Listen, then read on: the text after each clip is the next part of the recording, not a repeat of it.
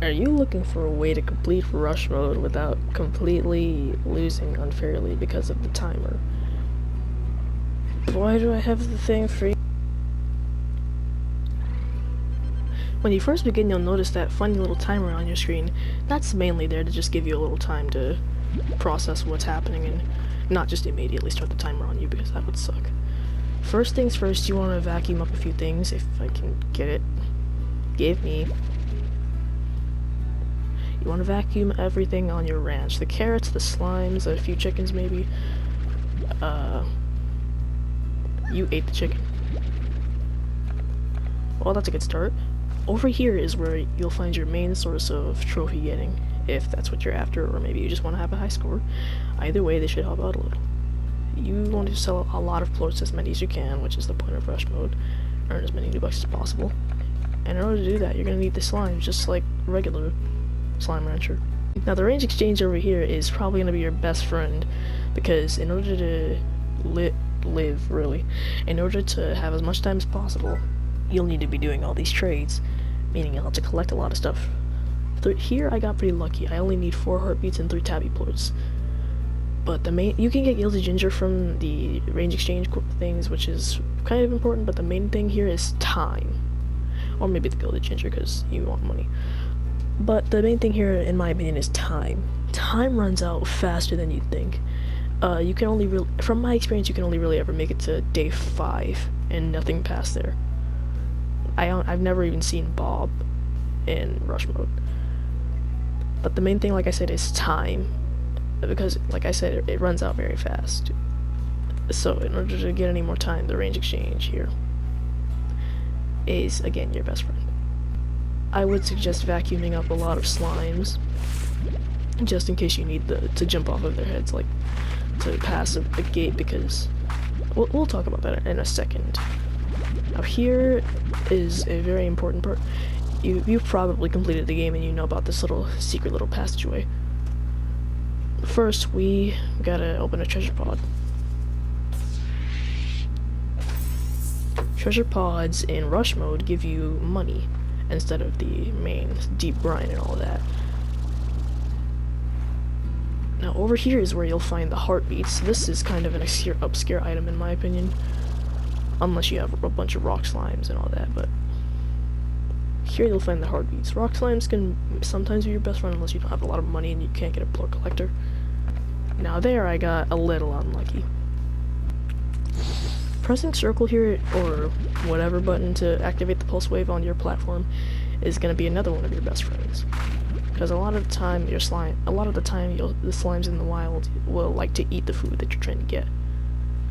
But the pulse wave is a nice, friendly gesture to heck off. What I say here is extremely subjective. Getting this specific thing is okay as long as you have the time for it. Just don't get it if you don't have the time for it. Now, Gordos are cool and all, but they're a bit of a waste of time. Another thing that is, in my opinion, is you gotta feed them all the food and hold down a button for no reason, and that is just no fun. I'll take the key anyway and the slimes.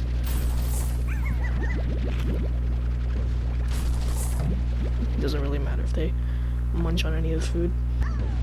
I don't like the cool thing about tabby slime Gordos they only require 1 chicken to pop. And then you get a portal back home. Now this place in daytime won't spawn any feral phosphor Gordos, so you're fine to just walk past. You'll probably be here before sunset, since you gotta beat the game fast. Now here, using the key is cool and all, but you can either jump off of a few slimes or use the jetpack, or I'm not exactly the best at jumping off of slimes here. But in case you don't want to jump off of the slimes, or maybe you do, maybe you can, unless you just do it there. You can jump off the slimes there, that's anywhere is fine as long as you can get past the gate fast. Then you take your normal route into the moss blanket. Here you'll find some mint mangoes, but progressing too fast sometimes can be bad. And what I mean by that is, if you come here for nothing, and then you just leave, at least place like a teleporter or something maybe. Why are you spinning? Maybe place a teleporter or something, because if you come here for no reason and then you just walk back to your ranch for no reason, then in one of your trades you might get a mint mango or some slime you don't have. One thing I should have mentioned right at the get-go, if you jump in the water it removes about 5% of your money. Yeah, that's about 5%. I think I had like 85,000 something and it removed 5% and I was officially broke. It hurt. And you normally jumping in the water would remove like 24 hours or so. Here it doesn't do that, it removes 1 hour. It passes 1 hour, I should say. Another thing I should have mentioned is plort values, they don't really change. They stay completely stationary. This will always be 300, this will always be 75, this will always be 60, and so on and so forth. So you won't have to worry about storing plorts or selling them or anything like that. Just get them and sell them, basically. Something to take note of, however, is in the indigo quarry, you can't skip the door. There's just more wall up there. Now, if by now you've decided to try and sleep in the ranch house, you can't. You can't enter the ranch house, you can't access your star mail, 70 Wars Club. You've already got everything from 70 Wars Club and all the upgrades, so you don't have to worry about any of that. The overgrowth, if you're in need of chickens, is again, your best friend. You probably already know all of this, but chickens automatically spawn here, so even outside of rush mode, this place is kind of broken. Similar to the other Tabby Gordo, this one also takes 1 chicken. I'm glad I hit that because that would have been so embarrassing. This one drops no key because it has a portal in place. Now this place can be pretty handy, however, because as you'll see in a second, the fruit here just grow on their own, and you'll see why this is important in just a few seconds. Now on Ring Island, you'll find 3 golden Gordos. This one here, though, you have a vantage point where you can shoot the golden slimes and they won't be able to see you, as I'll show now. Here you want to make sure you don't miss, because sometimes if you're really unlucky, the other slimes will eat the golden ginger, because this isn't only exclusive to the gold Gordos or whatever. If you can get the 3 gingers in, you immediately hot swap over to your food, wait 2.5 seconds, and then they launch everywhere, apparently. I am fairly certain that as soon as you do shoot the food at them, though, they'll be high enough to notice that you're there and start running.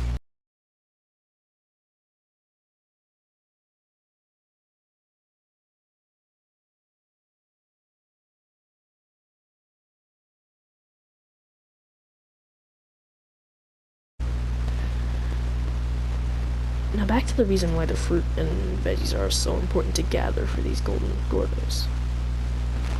What you'll want to do is gather at least 3 gilded ginger per gold Gordo, because they pop every 3 ginger.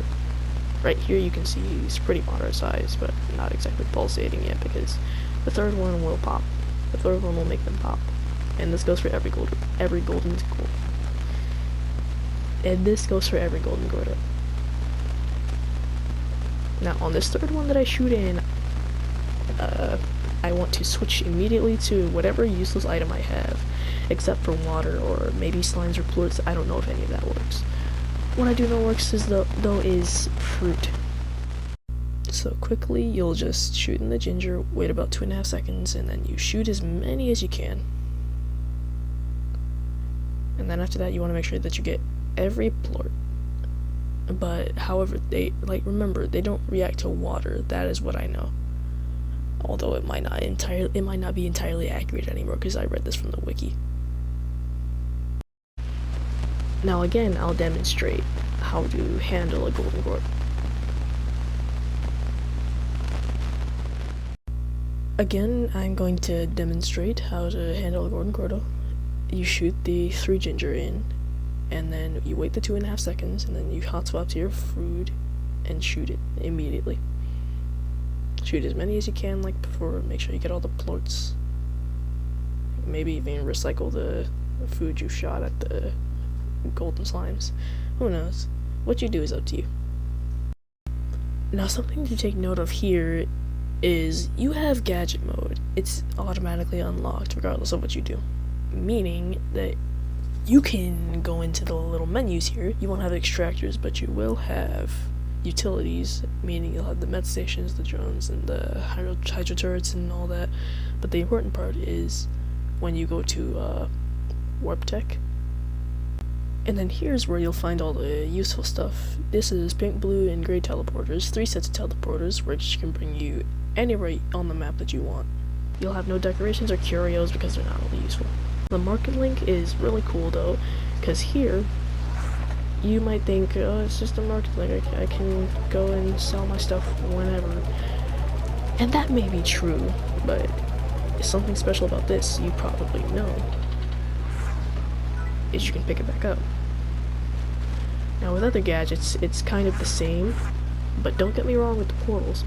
It is the same for the portals, but only when you've placed one. As soon as you place down the other link, you can no longer pick it up. How are you there?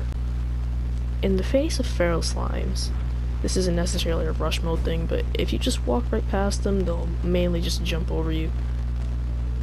You can walk right past, no worries.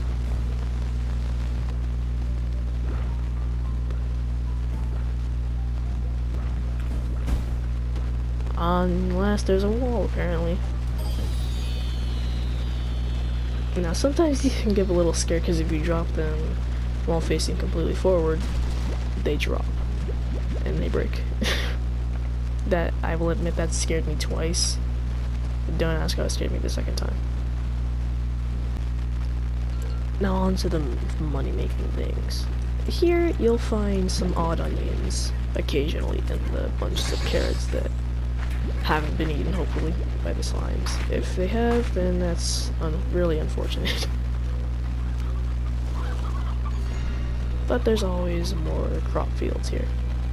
Now, the special thing about odd onions is you can feed crystal slimes with them and they'll double plorts.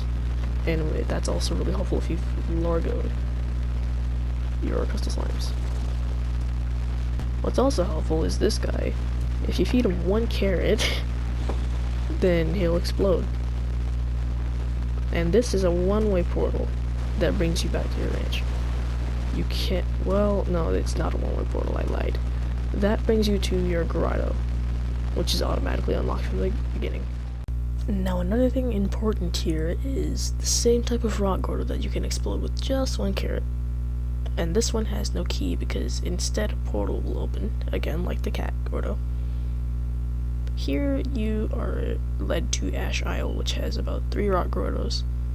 1 in here, and then I will walk over to the other one soon, as soon as I get out of the cave. I want to collect a few crystal slimes first before anything. There's also a golden grotto right here, and then there should be one like somewhere upwards in the weird tunnel with like all the fire flower patches. I'll go ahead and like run to it. It should be like somewhere over here to the right. Right there. Funny quick little story here. One time I would not have gotten the platinum trophy if I hadn't grown mint mangoes fast enough. If the game had not so kindly reached its hand down and held mine, I would have lost the opportunity to get the platinum trophy. Now, like I mentioned before, this takes you back to your grotto, which is extremely empty for me because I haven't put anything in here yet.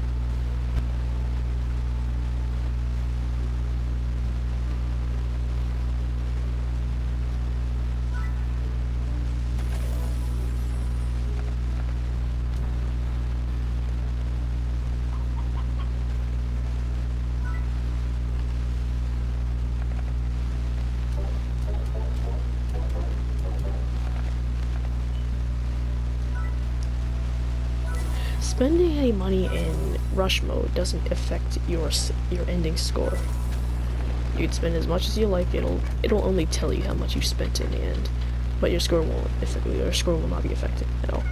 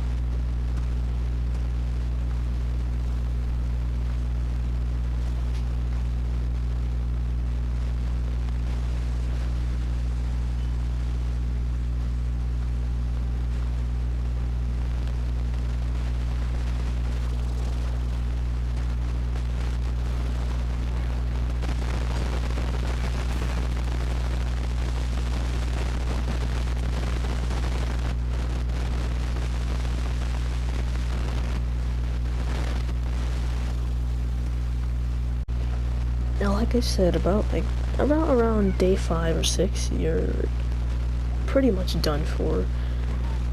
It adds 12 hours every time you've completed the range exchange request.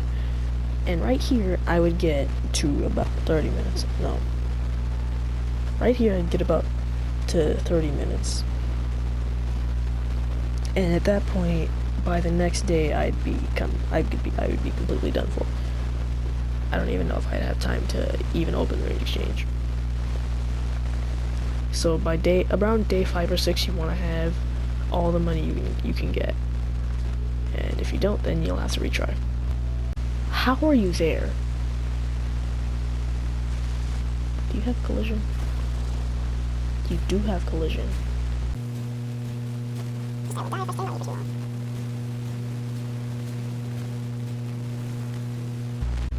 From this point on, there's nothing else for me to tell you. Everything else is really up to you on how you play and what slimes you corral. I didn't corral any slimes because this isn't actually a real run. But like I said, what you do is completely up to you. But for now, on my end, I've done all I can do. Thank you for watching all the way through. I really hope this helps you in some way, unless you just watch to watch it. In which case, I really do thank you. I'm not going to waste any more time here. Goodbye. Take care.